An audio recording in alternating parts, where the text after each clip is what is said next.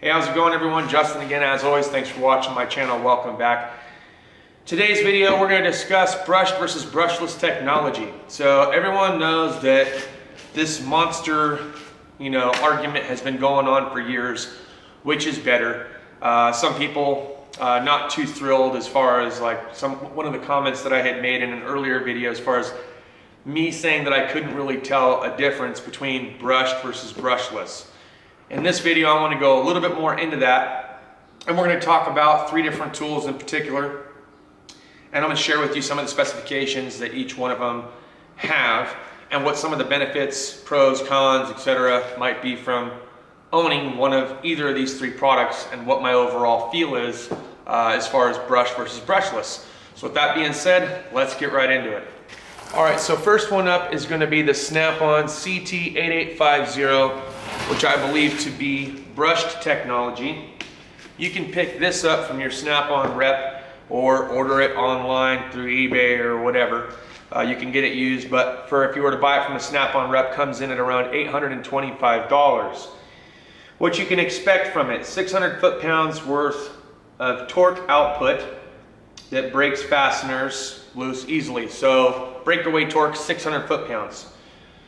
Digital microprocessor, controlled switch, maximize performance, runtime, durability, built-in brake stops, anvil to prevent the tool from throwing fasteners in sockets, super bright 1 watt LED illuminates work area, USB built into charger, integral 1 watt LED light, 7.3 pound with battery, includes 2 monster lithium batteries, charger, and tote bag.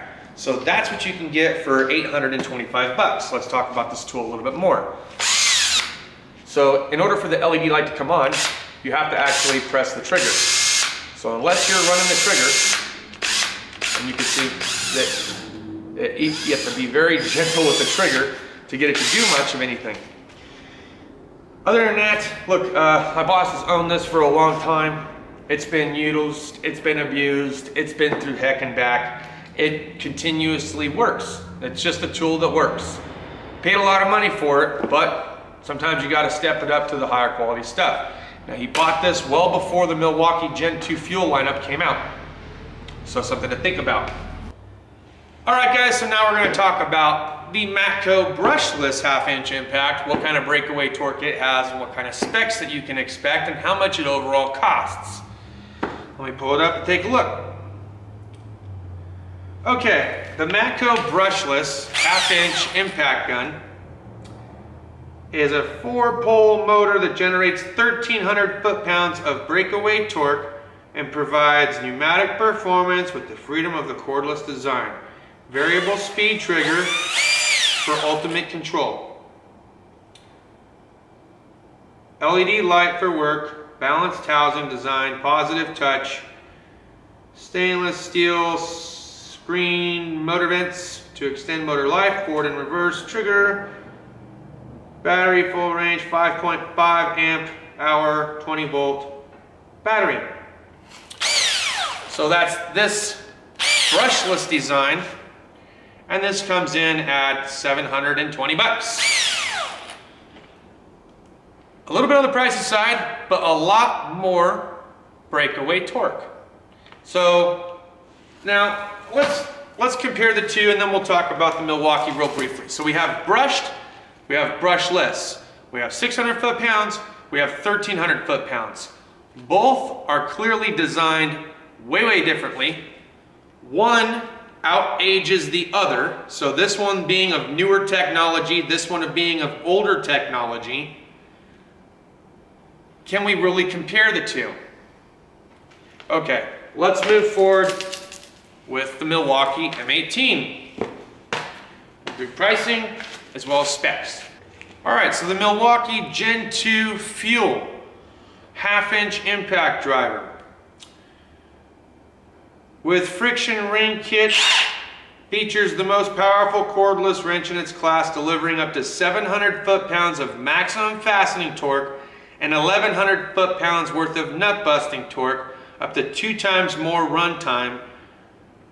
Brushless motor outperforms competitors with consistent output and the Milwaukee design impact mechanism delivers up to 700 foot-pounds maximum fastening torque.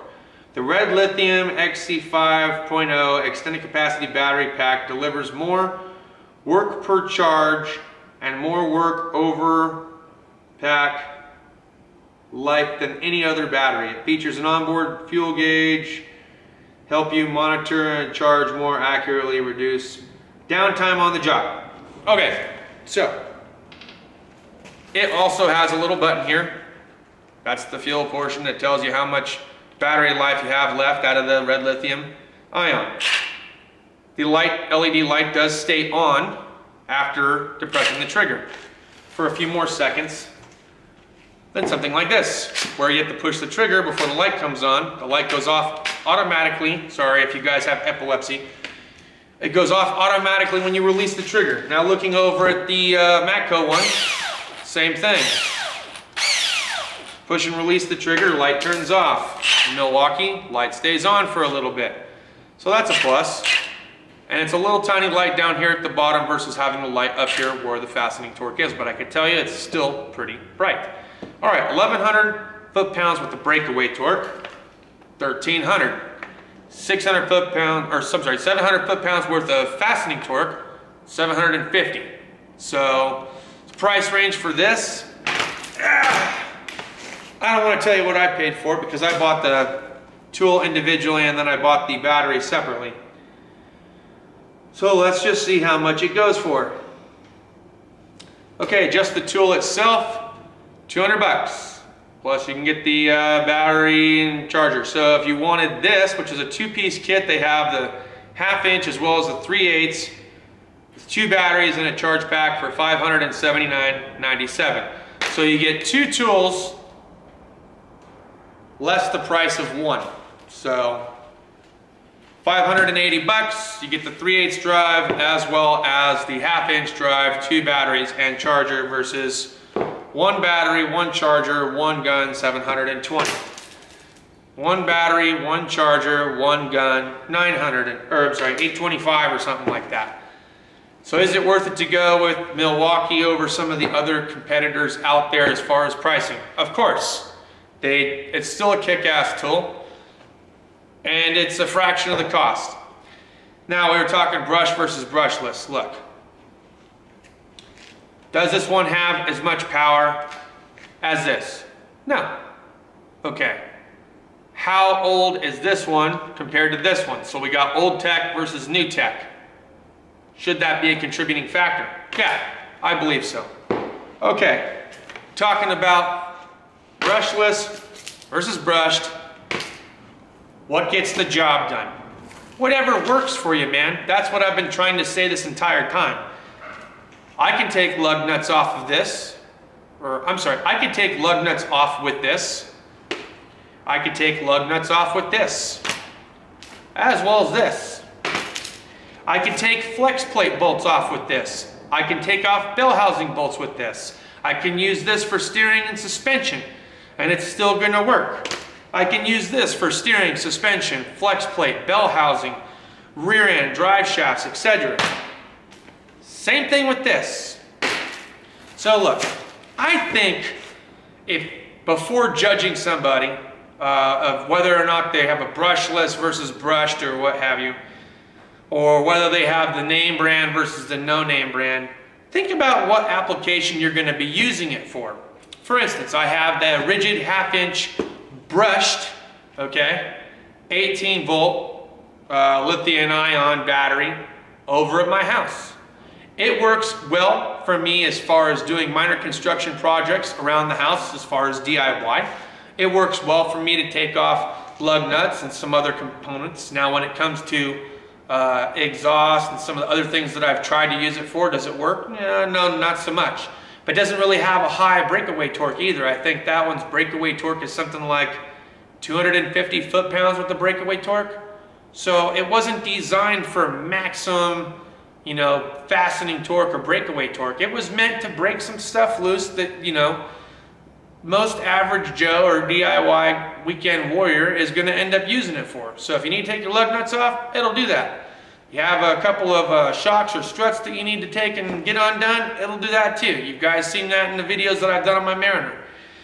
And then for construction, I think it's almost better to use something like that than it is for me to use like a Milwaukee Fuel in that situation, because like with the lag bolts that I was sinking into the concrete, I would get down to a certain point and I just wanted to kind of lightly tighten them down into where I knew they were secure. If I kept going and going, or I was hammering down on it hardcore, you know, maybe it pulls that concrete back out and I got to drill another hole. So there's something to think about too. But at any rate, that's beside the point. Is it worth getting for both the automotive as well as home use? Sure. And look, it's a phenomenal product. Don't get me wrong. It's a phenomenal product. And I think for how much you pay for it, it definitely outclasses some of the other brands out there. You can see there are some differences, but is there really a big difference between brushless and brushed? Look, the argument can go on for days if you guys want. It doesn't really matter to me because I know what I use them both for.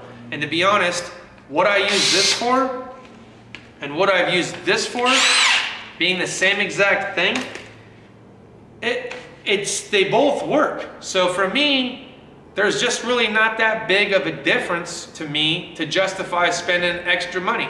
So, I mean, if you wanted to get this because it was brushless, and let's say, because this hadn't come out yet, and then Matco came out with this brushless design or whatever, I've seen guys pay, you know, $600-700 for these things. And then what, within a 12-month period, Milwaukee comes out with their version. So, I don't know, more of a rant really than anything else. But you guys tell me, look man, does it really matter to you, brushless, brushed? If so, why? Battery runtime? Guess what? Snap-on battery, if I'm using it the same exact manner as I am the Milwaukee, which I have, the battery lasts about the same time. As far as the runtime and what it is that it's able to do, I'm able to do the same exact stuff. But you share with me your thoughts and opinions. Why is it so important to go brushless over brushed? Explain it to me.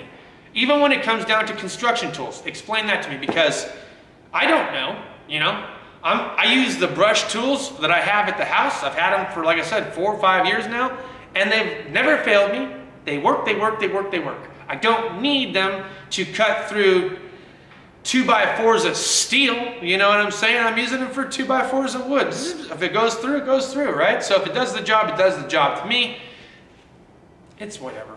Okay, technology's forever changing. Ridges now has a brushless kit that costs the same amount that my brush kit did 5 years ago. So, yeah. Let me know in the comments. That's all I got for this video, guys. Thanks as always for watching. We'll see you next time. Deuces.